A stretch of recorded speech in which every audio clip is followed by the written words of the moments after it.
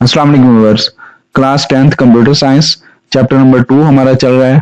इसकी ये last might be last video हो ये वाली, क्योंकि इसमें हमारे दो टॉपिक हैं वो पूरे हो जाएंगे। और अगर किसी स्टूडेंट को पीछे से समझ नहीं आई तो वो दोबारा, पहली बात है तो अगर किसी स्टूडेंट को पीछे से नहीं समझ आया तो वो दोबारा लेक्चर्स को सुने, पहले को और दूसरे को तरतीब से सुनेंगे तो आपको ज़्यादा बेहतर समझ आएगी। और अगर किसी का क्वेश्चन हो तो डिस्क्रिप्शन में मेरा व्हाट्सएप नंबर दिया होता है, तो वहाँ आप रब्ता भी कर सकते हैं। कोई एक्सरसाइज में से कोई टॉपिक समझना है, कोई क्वेश्चन पूछना है तो आप फ्रीली पूछ सकते हैं। कोई भी झिझक महसूस करने की भी जरूरत नहीं है। तो यहाँ पर जो हमारा क्वेश्चन है वो है differentiate between unary and binary operator. Unary का मतलब है वन, यानी कि ऐसा ऑपरेटर जो वन ऑपरेंड के साथ काम करेगा, और बाइनरी मीन टू, ऐसा ऑपरेटर जो दो ऑपरेंड्स के साथ काम करेगा। ऑपरेंड्स क्या होते हैं? ये वैल्यूज होती हैं, जैसे कि ए बी सी हो सकती है, 5 6 हो सकते हैं, इनको हम ऑपरेंड्स कहते हैं। और ऑपरेटर वो सिंबल्स होते हैं जो हम एक्सप्रेशन में यूज करते हैं।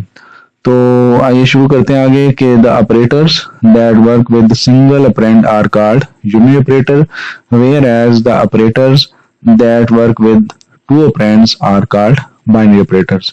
सम यूनिरी ऑपरेटर इसमें दिए गए हैं जिसमें माइनस है, प्लस प्लस है, माइनस माइनस है, और ये नॉट ऑपरेटर है जो कि लॉजिकल ऑपरेटर है। तो बाइनरी ऑपरेटर कुछ दिए गए हैं जैसे कि ज़रब है, जमा है, तकसीम, मॉड है, इसी तरह लेस देन ग्रेटर देन कर सकते हैं, वो सारे बाइनरी हैं। एंड है, आर है, ये भी बाइनरी ऑपरेटर्स हैं। तो यहाँ जैसे इसने प्लस प्लस ए लिखा है, या माइनस माइनस ए लिखा है, या x is equal to minus G लिखा है। देखिए अगर आप -5 लिखें तो आप लिख सकते हैं, +5 भी लिख सकते हैं, प्लस ऑप्शन होता है। लेकिन अगर आप कहें ज़रब 5 तो एक ऑपरेंड मिस है कि किसको ज़रब करना है 5 से, या डिवाइड 5 किसका डिवाइडर है 5। तो इस तरह दूसरा ऑपरेंड मिस है तो डिवाइड या मल्टीप्लाई ये तो सिंगल ऑपरेटर के साथ यूज नहीं हो सकते। -5 आप लिख सकते हैं, ये सिंगल ऑपरेंड के साथ यूज हो सकता है। यहाँ पर कुछ बाइनरी ऑपरेटर्स की एग्जांपल दी गई हैं, जैसे ये माइनस बी है, माइनस को आप बाइनरी भी यूज कर सकते हैं, यूनिट भी कर सकते हैं। तो स्टार है मल्टीप्लिकेशन के लिए, इस तरह। नेक्स्ट आखिरी क्वेश्चन है हमारा, explain operator precedence with examples.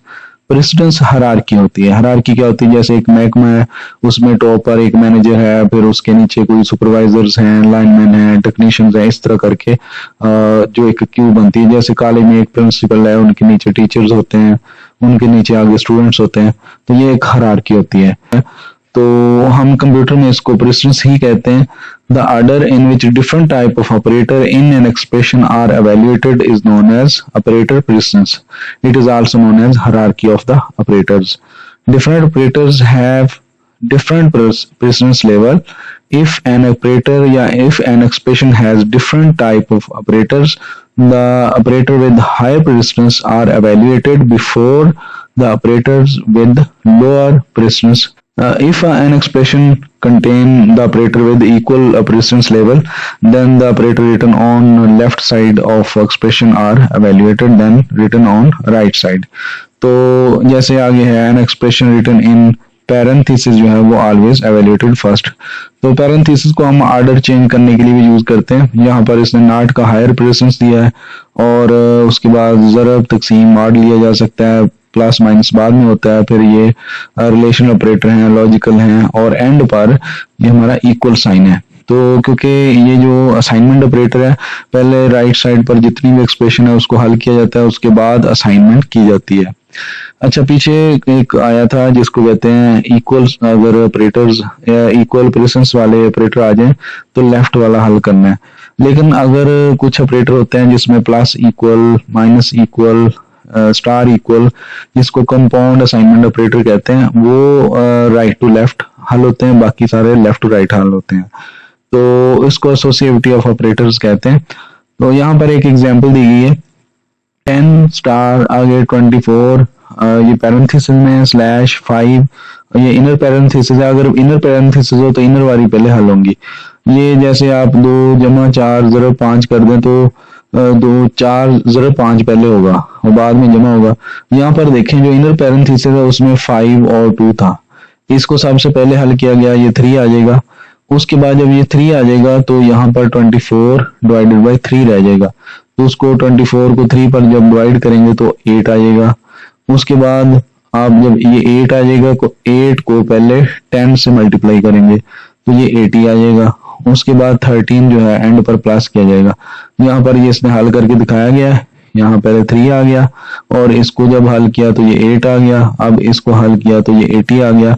इस सेंस में ये सारे हल होंगे, 93 आ गया। तो ये चैप्टर हमारा पूरा हो गया। इसकी एक्सरसाइज में से अगर कोई क्वेश्चन पूछना वो आप पूछ सकते हैं। अच्छा, इसमें कुछ एक्टिविटीज दी गई होती हैं एंड पर एक्सरसाइज में, वो भी आप अगर समझना चाहें तो मुझे व्हाट्सएप कर सकते हैं। तो उम्मीद करता हूँ पहले 2 चैप्टर आपको समझ आ गए होंगे। नेक्स्ट वीडियो में हम 3rd चैप्टर शुरू करेंगे, वो सिलेक्शन स्ट्रक्चर का है, उसको आपको ध्यान से देखना पड़ेगा, समझना पड़ेगा। इंशाल्लाह आपको समझ आ जाएगी। हम प्रोग्राम भी करेंगे उसमें और परफॉर्म करके आपको दिखाएंगे। साथ साथ अगर आप ये लेक्चर्स को देखते रहे तो आपको काफी हद तक कोर्स कवर हो जाएगा इंशाल्लाह, और 100% जो मार्क्स हैं वो आप अचीव कर सकते हैं। तो नेक्स्ट लेक्चर तक अल्लाह हाफिज।